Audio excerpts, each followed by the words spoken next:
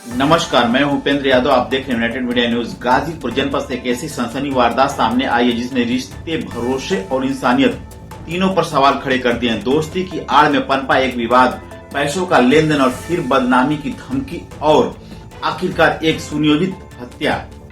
लेकिन कानून के लंबे हाथों से बच पाना आसान नहीं था। कोतवाली पुलिस ने महज 3 दिनों में इस रहस्यमयी हत्या का सफल अनावरण कर दिया है। 11 फरवरी 2026 बाराबंगला निवासी धर्मदेव सिंह यादव ने थाना कोतवाली में अपने पुत्र मनोहर यादव, उम्र लगभग 34 वर्ष, के अपहरण की रिपोर्ट दर्ज कराई। परिवार परेशान था, फोन बंद था और कोई सुराग नहीं। पुलिस ने तत्काल मामला दर्ज कर जांच शुरू की। जांच के दौरान पुलिस ने तकनीकी साक्ष्य, कॉल डिटेल और सीसीटीवी फुटेज खंगालने शुरू किए। मामला अपहरण का लग रहा था, लेकिन कहानी कहीं ज्यादा गहरी थी। जांच के दौरान पुलिस को सूचना मिली कि गंगा नदी के रेलवे पुल के नीचे एक शव दिखाई दिया है। तत्काल एसडीआरएफ टीम और स्थानीय गोताखोरों की मदद से शव को बाहर निकाला गया, शिनाख्त की गई और परिवार पर मानो पहाड़ टूट पड़ा। शव मनोहर सिंह यादव का था। अब मामला अपहरण से बदलकर हत्या में तब्दील हो चुका था। पुलिस ने मुकदमे में धाराओं में तरमीम करते हुए हत्या और साक्ष्य मिटाने की धाराएं जोड़ दी। तकनीकी साक्ष्य और मोबाइल लोकेशन के आधार पर 2 नाम सामने आए, परीक्षित सिंह और दीपा सिंह। दोनों निवासी मेदिनीपुर शोहर थाना क्षेत्र के थे। चौंकाने वाली बात यह थी कि दीपा सिंह मृतक मनोहर यादव के कॉलेज की सहपाठी और मित्र थी।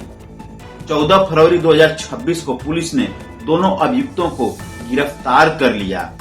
पूछताछ में जो कहानी सामने आई उसने सबको स्तब्ध कर दिया है, चौंका दिया है।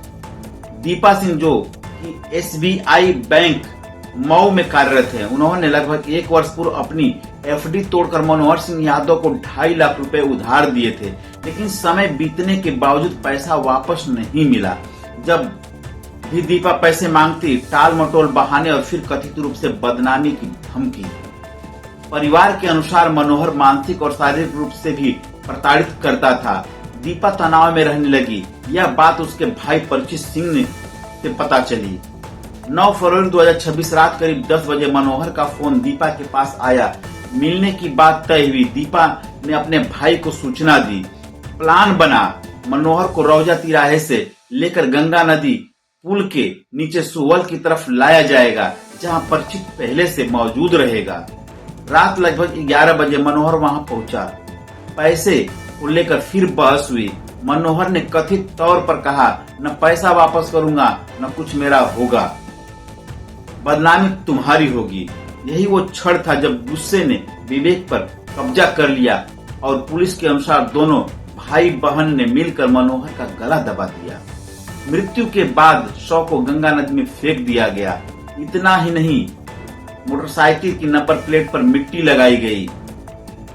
हेलमेट, चाबी और मोबाइल को पुल से नीचे फेंक दिया गया। उन्हें लगा कि सबूत पानी में बह जाएंगे, लेकिन वे ये भूल गए कि आज की पुलिस तकनीकी और जांच के तरीके बेहद आधुनिक हैं। कोतवाली पुलिस ने call detail record, mobile location, घटना स्थल निरीक्षण और वैज्ञानिक साक्ष्यों के आधार पर पूरी कड़ी को जोड़ी। 72 घंटे के भीतर मामला सुलझा दिया गया। दोनों अभियुक्तों को गिरफ्तार कर न्यायिक प्रक्रिया शुरू कर दी गई है। यह मामला सिर्फ एक हत्या का नहीं, यह कई सामाजिक सवाल खड़े करता है। क्या पैसे का विवाद किसी की जान लेने का अधिकार दे सकता है? क्या मानसिक तनाव का समाधान हत्या हो सकती है? क्या रिश्तों में पारदर्शिता और कानूनी उपायों की जगह हिंसा ले सकती है? अगर पैसा वापस नहीं मिल रहा था तो कानूनी रास्ता खुला था। एफआईआर दर्ज कराई जा सकती थी, सिविल मुकदमा दायर किया जा सकता था, लेकिन एक गलत फैसला और अब जो 2 जिंदगियां जेल की सलाखों के पीछे। गाजीपुर की यह घटना एक चेतावनी है।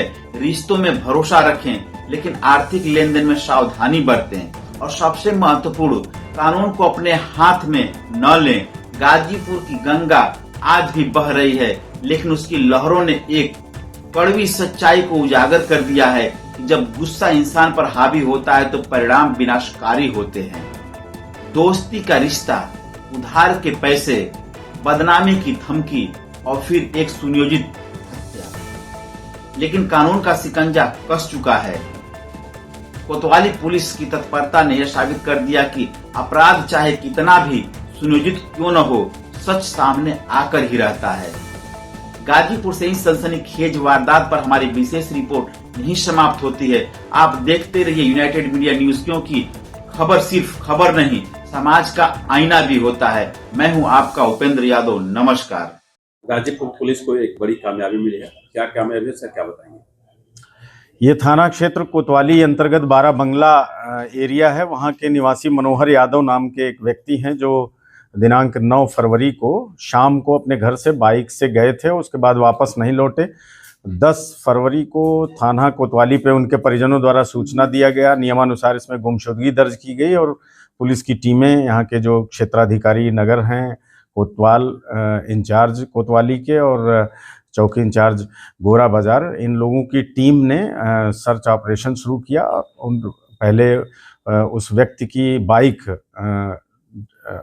ऐसे मिली एक रजागंज, यहाँ पे जो पुल है उसके पास, और उसके बाद इलेक्ट्रॉनिक सर्विलांस और टेक्निकल एविडेंसेस की सहायता से इस घटना में संलिप्त एक भाई परीक्षित नाम के एक व्यक्ति और उसकी एक बहन को आज गिरफ्तार किया गया है। घटना का सफल अनावरण करते हुए उनको न्यायिक अभिरक्षा में भेजा जा रहा है। और इस सर्च ऑपरेशन के दौरान कल जो गुमशुदा थे उनका शव गंगा नदी में मिला है, जिसे पोस्टमार्टम के लिए भेज दिया गया था। और परिजनों द्वारा दी गई तहरीर के आधार पे जो सुसंगत धाराएं हैं उनमें मुकदमा तरमीम किया गया है और जो अग्रेतर वैधानिक कार्यवाही है वो थाना कोतवाली के द्वारा की जा रही है। पूछताछ में और जो एविडेंसेस सर्च के दौरान जो पता चले उसमें ये आया कि ये जो अभियुक्ता लड़की है और जो मृतक, ये दोनों सहपाठी थे। हालांकि अब ये लोग अलग अलग अपनी जॉब करते हैं, लेकिन एक दूसरे से संपर्क में थे और विगत 1 वर्ष पूर्व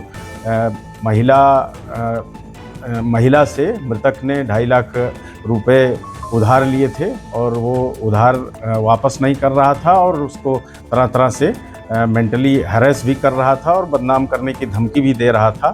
इससे इस महिला ने अपने भाई के साथ मिल के और प्लान बनाया। प्लानिंग के तहत दोनों की बातचीत भी हुई है। रजागंज पुल के पास इसको बुलाया गया बाइक से और उसके बाद फिर गला घोंट के इसकी हत्या कर दी गई थी और बॉडी को नदी में फेंक दिया गया था, जिसे एसडीआरएफ की सहायता से और स्थानीय गोताखोरों की सहायता से पुलिस टीम ने बरामद किया और जो अग्रेतर वैधानिक कार्यवाही है वो की जा रही है। जो बाइक है वो भी बरामद की गई है और जो हत्या में प्रयुक्त चुन्नी थी, स्टॉल, उसको भी बरामद किया गया है और जो वैधानिक कार्यवाही है वो थाने के द्वारा की जा रही है।